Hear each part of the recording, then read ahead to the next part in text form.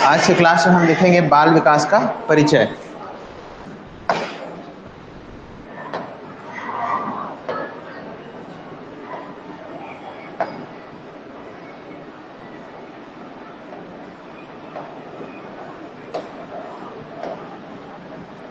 बाल विकास का परिचय। इस बाल विकास के परिचय को अगर हम बाल विकास के परिचय को अगर हम देखेंगे तो सबसे पहले हमें बाल विकास का अर्थ पता होना चाहिए। और इस बाल विकास के अर्थ को जानने के लिए सबसे हमें पहले बाल से जो बालक बना है, इस बालक का अर्थ हमको समझना पड़ेगा, ठीक है।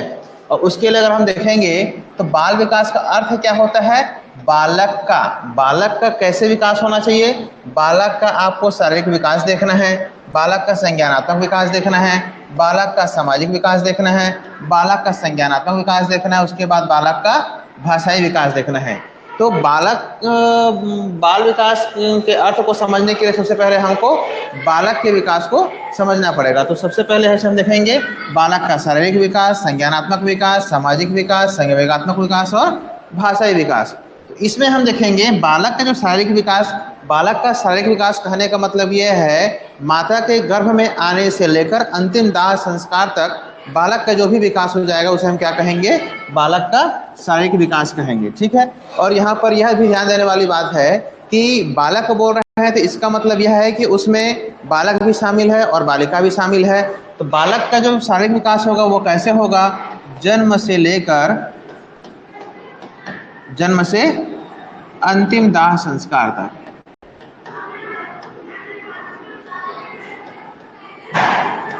अंतिम दाह संस्कार तक का जो बालक का जो भी विकास होगा उसे हम क्या कहेंगे, बालक का शारीरिक विकास कहेंगे। उसके बाद नेक्स्ट देखेंगे कि बालक का संज्ञानात्मक विकास, ठीक है। बालक का संज्ञानात्मक विकास कहने का मतलब यह है संज्ञानात्मक किस शब्द से बना है, संज्ञानात्मक शब्द बना है हमारा संज्ञान शब्द से बना है। और संज्ञान का अर्थ होता है जानना, संज्ञान का अर्थ होता है जानना। कुल मिलाकर अगर हम देखेंगे तो संज्ञानात्मक विकास कहने का मतलब यह है, यह संज्ञान शब्द से बना है और संज्ञान का अर्थ क्या होता है, जानना। अर्थात बालक जब माता के गर्भ में आता है, माता के गर्भ में आने के बाद कुछ समय बाद उसे यह एहसास हो जाता है कि वह माता के गर्भ में पूरी तरीके से सुरक्षित है। इसीलिए देखना कि 6ठे महीने या 7वें महीने में जब बालक जो है माता के गर्भ में रहता है तब बालक जो है यह जान जाता है कि मैं जिस जगह में हूँ वहाँ पर महफूज हूँ। इसीलिए वह धीरे धीरे अपने हाथ पैर को हिलाना डुलाना शुरू करता है, अर्थात वो बालक जो है माता के गर्भ में खेलना शुरू करता है, ठीक। ये हो गया हमारा संज्ञानात्मक विकास। अब देखना संज्ञान मतलब जानना जो बोल रहा हूँ, है ना। तो यहाँ पर साधारण शब्दों में अगर हम देखेंगे संज्ञान का अर्थ क्या होता है, न्यूज़पेपर में हमेशा न्यूज़पेपर में या फिर हम अपने साधारण आमतौर पर की बोलचाल की भाषा में अगर हम देखेंगे तो यह बोलते हैं कि हम किसी अपने समाज की परेशानियों को या फिर अपने आसपास या फिर अपने पारा मोहल्ले की परेशानियों को किसी उच्च अधिकारी से अवगत कराने जाएंगे तो हम उन्हें बोलते हैं कि सर ये हम आपके संज्ञान में इसे लाए हैं। तो संज्ञान मतलब जानना, ठीक है। तो यहाँ पर हो गया ये हमारा बालक का संज्ञानात्मक विकास। तो देखना बालक का जब जन्म होता है, जन्म होने के बाद जो है बालक धीरे धीरे जानना शुरू करता है कि यह आग है, यह पानी है, ठीक है। बालक को यह पता रहता है कि ये आग है, अगर इसको आप छुओगे तो यहाँ पर जलने की संभावना पूरी तरीके से बनी रहेगी, है ना। नेक्स्ट हम देखेंगे बालक का सामाजिक विकास। बालक का सामाजिक विकास में देखेंगे कल के क्लास में जब हमने सिलेबस को डिस्कस किया था तो उसमें हमने 3 परिवार का एग्जाम्पल लिया था। वह परिवार था हमारा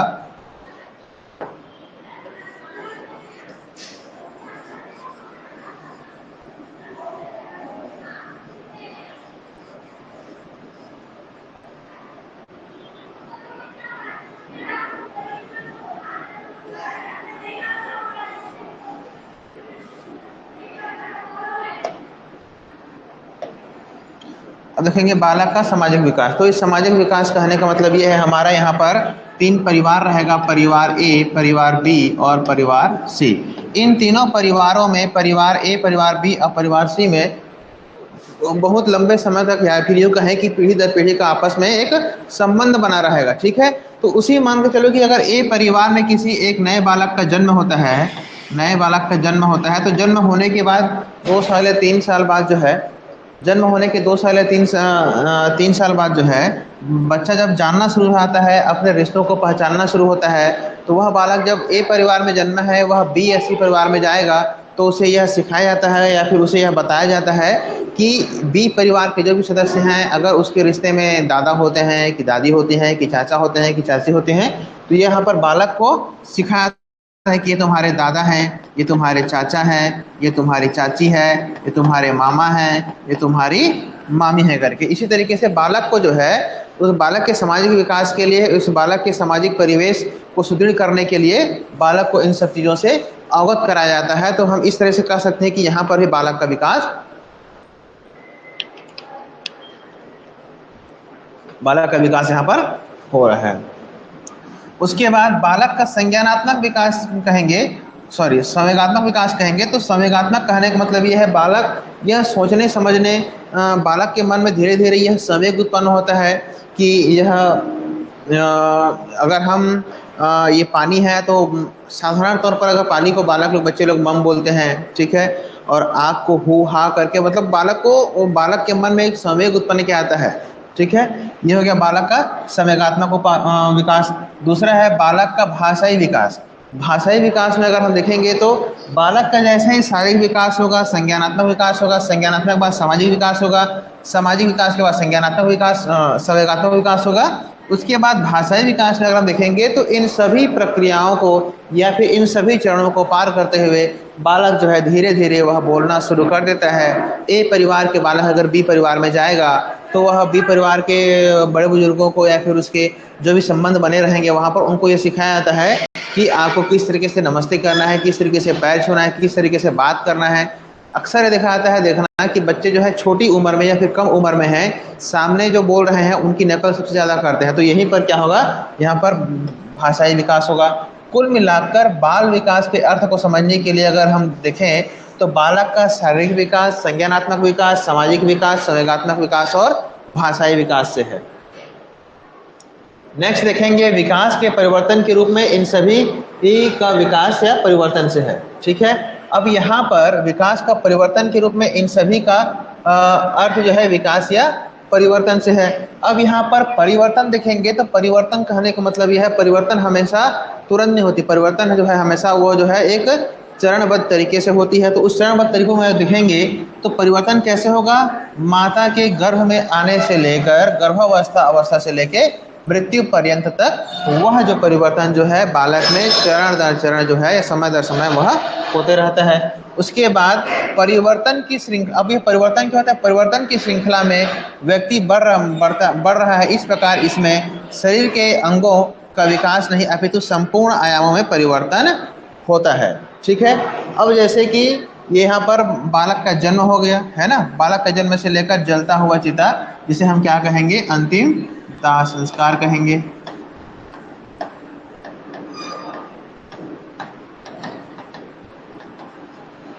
ठीक, यहाँ पर क्या हो रहा है, बालक का विकास हो रहा है।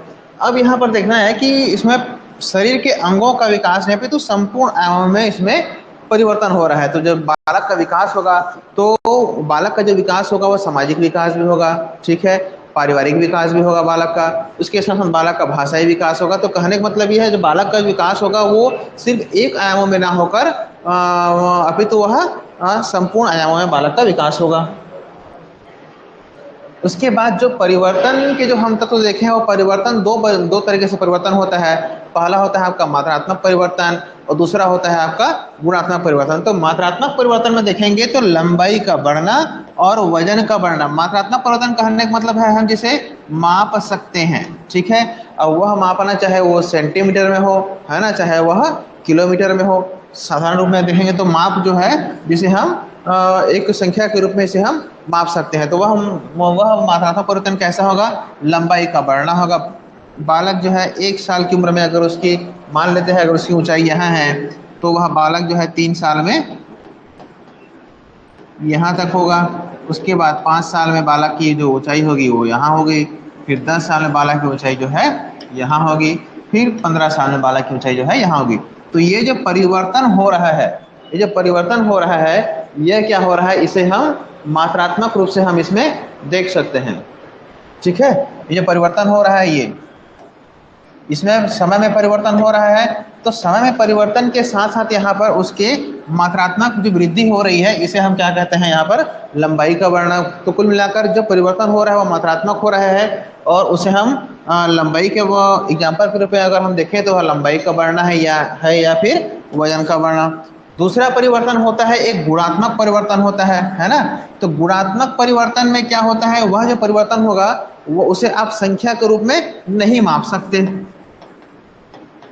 जबकि मात्रात्मक परिवर्तन को आप संख्या के रूप में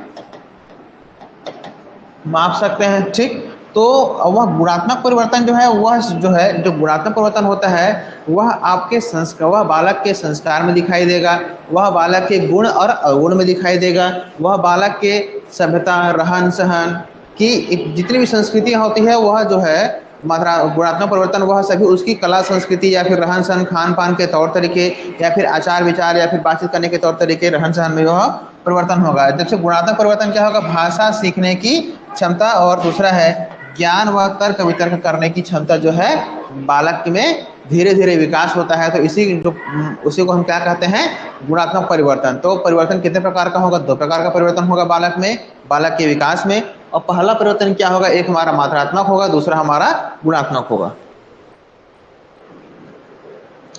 उसके बाद जो परिवर्तन की जो विशेषताएं होती हैं वह विशेषताएं किस प्रकार से होती है। पहला परिवर्तन की विशेषताएं, एक क्रमबद्ध परिवर्तन होता है, दूसरा सार्वभौमिक होता है। तो क्रमबद्ध में देखेंगे बालकों में परिवर्तन क्रमिक रूप से होता है। इसमें जैसे हमने एक एग्जाम्पल बताया था कि यहाँ पर बालक की ऊंचाई जो है 3 साल में है ना। यहाँ पर बालक की ऊंचाई कितना हो रहा है, यहाँ पर 5 साल में है, यहाँ पर 10 साल में हो रहा है, यहाँ पर कितना हो रहा है, यहाँ पर 15 से 20 साल में हो रहा है। तो यहाँ पे जो परिवर्तन हो रहा है, ये जो वो परिवर्तन हो रहा है, यह परिवर्तन अचानक से नहीं हो रहा है, यह परिवर्तन क्या हो रहा है, क्रमिक रूप से हो रहा है। ये देखो क्रमिक रूप से यहाँ पर ये बालक का परिवर्तन हो रहा है। व्यक्ति में नवीन विशेषताओं का उदय होता है। व्यक्ति में अब देखो नवीन विशेषताओं को उदय कहने का मतलब ये है जो 3 साल का बालक है उसमें विशेषता जो है 5 साल के बालक की तुलना में अपेक्षाकृत कम रहेगी। 10 साल की तुलना में 10 साल की तुलना का जो बालक रहेगा उसमें अगर हम देखेंगे तो यहाँ जो है जो विशेषताएं रहेंगी वह कम रहेगी। 10 से 15 साल के बालक की तुलना अगर हम इसमें देखेंगे 5 से 10 में, तो उनकी जो विशेषताएं होगी वह बालक की अलग विशेषता रहेगी। ठीक, जन्म से प्रौढ़ावस्था में गुणों का पाया जाना। अब देखना ये जो गुण जो अवगुण होते हैं वह बालक में तुरंत विकास नहीं होता, वह धीरे धीरे माता के गर्भ में आने से लेकर जो है उसके अंतिम दाह संस्कार तक वह गुण या फिर जो अवगुण है वह उसमें देखा जाता है या फिर पाया जाता है। अब उसके बाद जो है ये हो गया हमारा क्रमबद्ध परिवर्तन। अब जो सार्वभौमिक परिवर्तन होगा वह कैसे होगा, परिवर्तन की प्रक्रिया सार्वभौमिक होती है, जन्म से मृत्यु पर्यंत इसमें विराम होता है। ठीक है, और ये जो परिवर्तन होगा वो कैसे होगा, वो जन्म से मृत्यु पर्यंत होगा और यह सार्वभौमिक होता है। नेक्स्ट है वृद्धि एवं विकास। ठीक है, अब और बालक के मन में जो वृद्धि होगा, वृद्धि और विकास होगा बालक के शरीर का, है ना, बालक के मन का, तो वह कैसे होगा, वह वृद्धि और विकास। ठीक है, इससे पहले हम लोग देखे थे कि परिवर्तन, तो परिवर्तन जो है 2 तरीके से होता था, गुणात्मक परिवर्तन और मात्रात्मक परिवर्तन। लेकिन अब हम यहाँ पर बालक की वृद्धि एवं विकास को देखेंगे। तो यह शारीरिक विकास से संबंधित है। वृद्धि विकास की प्रक्रिया का एक भाग है।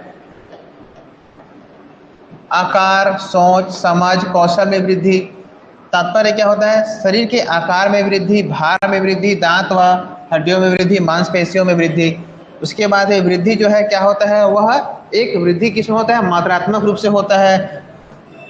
निषेचित अंडे में विभाजन के परिणाम स्वरूप जो है वो बालक का जो है धीरे धीरे वृद्धि होता है माता के गर्भ में आने से लेकर। तो कुल मिलाकर ये जो वृद्धि है, इससे पहले जो हम जब मात्रात्मक जब वृद्धि देखे थे वह कुल मिलाकर लगभग यह जो मात्रात्मक वृद्धि है यह वही है।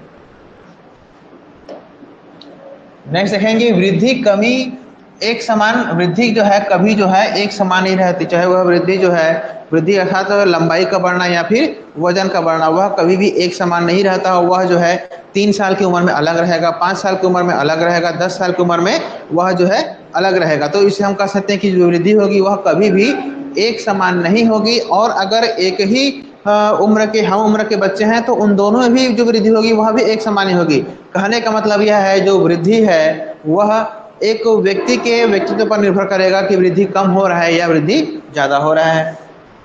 नेक्स्ट, लंबाई में वृद्धि तो भार में कमी होती है। शारीरिक वृद्धि को देखना जो है मानसिक वृद्धि की अपेक्षा सरल होता है। अगर हम शारीरिक वृद्धि को देखेंगे, शारीरिक वृद्धि को देखने का कहने का मतलब यह है कि यहाँ पर बालक की उम्र कितना है 3 साल, यहाँ पर बालक की उम्र कितनी हो रहा है, यहाँ पर 5 साल, यहाँ पर 10 साल, यहाँ पर 15 साल। तो कुल मिलाकर देखो शारीरिक वृद्धि को अगर हम देख रहे हैं, ठीक है, शारीरिक वृद्धि मतलब ये बालक की ये ऊंचाई हो गई, ये बालक की ऊंचाई हो गई, ये बालक की ऊंचाई हो गई, तो ऊंचाई का जो बढ़ रहा है बालक में, ऊंचाई की जो वृद्धि हो रही है, इसे अगर हम देख रहे हैं तो यह देखना जो है हमारे लिए क्या है, ये सहज और सरल है। लेकिन जो है शारीरिक वृद्धि को देखना मानसिक वृद्धि की अपेक्षा सरल होता है। लेकिन कभी कभी यह दिखाता है कि शारीरिक वृद्धि तो हो गया है लेकिन मानसिक वृद्धि को हम यह नहीं समझ सकते कि 3 साल के बालक के मन में, 3 साल के बालक के का जो शारीरिक और मानसिक जो वृद्धि होना चाहिए वह हुआ है या नहीं हुआ है। इसे हम देखने के लिए हमको बहुत सूक्ष्म रूप से विश्लेषण करना पड़ता है। हालांकि आपका जो है वो जो मात्रात्मक जो वृद्धि है, लंबाई में वृद्धि है, वो तो आपको दिख जाएगा, लेकिन उसके बालक का जो मानसिक विकास होना चाहिए वह हुआ है या नहीं हुआ है, यह जो है समय समय पर पता चलता है। और वह कब पता चलेगा, बालक के उठने पर पता चलेगा, बालक के बैठने पर पता चलेगा, बालक के बातचीत पर पता चलेगा, बालक के रहन सहन, उसकी संस्कृति, उसके आचार विचार, उसके व्यवहार पर वह परिवर्तन होगा। इसीलिए हम कह सकते हैं कि शारीरिक वृद्धि को देखना जो है अपेक्षाकृत अधिक सरल है किसके, मानसिक वृद्धि को। शिशु काल में वृद्धि तीव्र होती है, कालांतर में यह वृद्धि जो है धीरे हो जाती है। यह जो वृद्धि हो रही है ना, यह धीरे धीरे जो वृद्धि तीव्र हो रही है, लेकिन जैसे ही आप 15 से 17 साल की उम्र में जाएंगे तो जो शारीरिक वृद्धि होगी अर्थात ऊंचाई में जो बढ़ना होगा वह धीरे धीरे कम हो जाएगा। नेक्स्ट है परिभाषा, हर्बर्ट सोरेनसन के अनुसार क्या क्या परिभाषा है। शारीरिक वृद्धि को बड़ा और भारी बताया है जो वृद्धि और परिवर्तनों की ओर संकेत करते हैं। एचवी मेरिडियट्स के अनुसार वृद्धि जो है कोई विकास का परिणाम है। पहला प्रमाण क्या है, मानव के आकार में परिवर्तनों का आना। दूसरा प्रमाण क्या है, एक संख्या है, 2 कोशिकाओं के मिलने से कई कोशिकाओं वाला मानव का जन्म होता है। तीसरा प्रमाण क्या है, मानव की हड्डियों के प्रकार में परिवर्तन होता है। चौथा प्रमाण क्या है, आंतड़ी, हृदय व अंगों के कोणों और स्थितियों में परिवर्तन होता है। पांचवा प्रमाण क्या है, सापेक्षिक आकार में परिवर्तित, अर्थात सिर टांगों की अपेक्षा जो है वह छोटा होता जाता है। नेक्स्ट है गॉर्नन के अनुसार जब बालक विकास की एक अवस्था से दूसरी अवस्था में प्रवेश करता है तब हम उसमें कुछ परिवर्तन देखते हैं। किसके अनुसार, गॉर्नन के अनुसार। फ्रैंक के अनुसार क्या है, शरीर के किसी विशेष पक्ष में जो परिवर्तन आता है उसे हम क्या कहते हैं, वृद्धि कहते हैं। और यह किसके अनुसार है, यह फ्रैंक के अनुसार है। नेक्स्ट देखेंगे, हम जो अब देख रहे थे वो वृद्धि का सिद्धांत देख रहे थे, अब जो है देखेंगे वो विकास का सिद्धांत देखेंगे। तो विकास जो है वह क्या होता है, मानव का जीवन पर्यंत होते रहता है। अब जो है विकास की दर जो है कभी भी समान नहीं होती। निरंतरता का सिद्धांत विकास कभी न समाप्त होने वाला प्रक्रिया है, संशोधन योग्य है। अब जो देखेंगे विकास होता है वह विकास जो है क्या होता है, विकास की जो वृद्धि दर होती है वह कभी समान नहीं होती और इसमें जो है निरंतरता का एक सिद्धांत पाया जाता है। विकास जो है कभी न समाप्त होने वाली एक प्रक्रिया है। नेक्स्ट है यह वंशानुक्रम और पर्यावरण दोनों से प्रभावित होती है। यह जो विकास देखा जाएगा या फिर पाया जाएगा बच्चों में, वह क्या होगा, वह किससे प्रभावित होगा, वंशानुक्रम और पर्यावरण दोनों से प्रभावित होता है। नेक्स्ट देखेंगे सीके लोकार्डल के अनुसार, इसके अनुसार विकास सिर से पैर की तरफ होता है। प्रवासी मॉर्बिटल के अनुसार इसमें शारीरिक विकास पहले केंद्रीय भाग में प्रारंभ होता है, इसके बाद केंद्र के दूसरे भागों में यह विकास जो है पाया जाता है। नेक्स्ट है विकास की प्रक्रिया कैसे होती है। तो विकास की प्रक्रिया में जो कैसे होती है अगर हम उसको देखें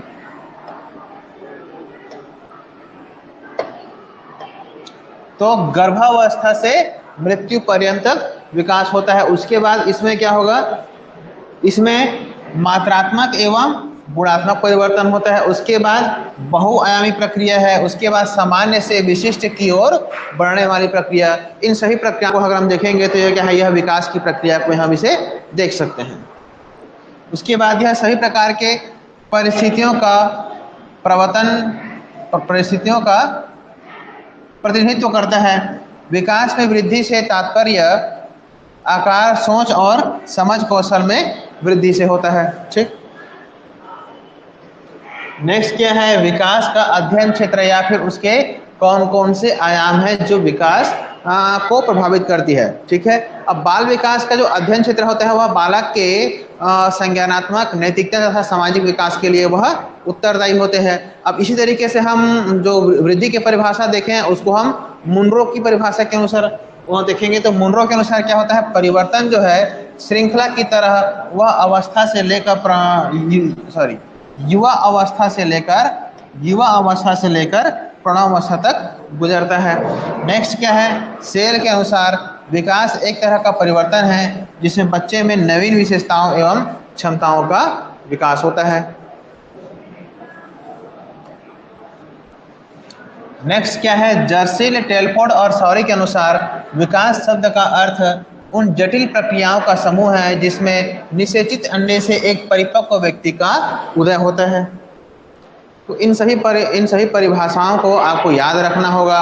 और याद रखने का तात्पर्य ये नहीं कि मुनरो की परिभाषा को आप किसी दूसरे में सेट कर दिए या फिर किसी दूसरे की परिभाषा को आप किसी लेके मुनरो में सेट कर दिए, है ना। अब वृद्धि एवं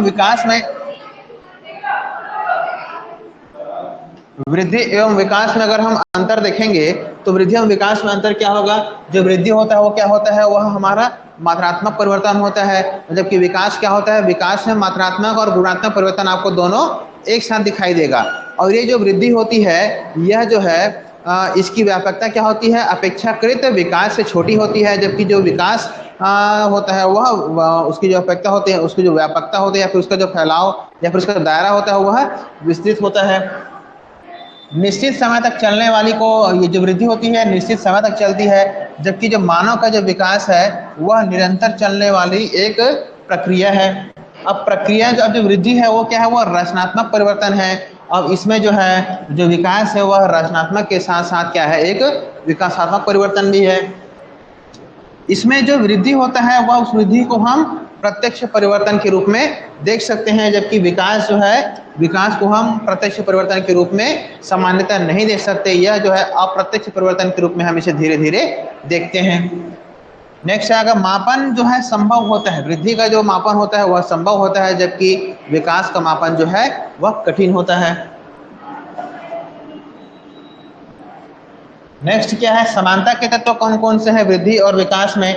यह केवल एक ही आयाम है। इसका प्रथम चरण शारीरिक विकास है। इसके फल स्वरूप बालक को विभिन्न योग्यताओं क्षमताओं में वृद्धि है। इसके विकास का जो सिद्धांत है वह समन्वय का सिद्धांत है। विकास का सिद्धांत क्या है, यह एक समन्वय का सिद्धांत है।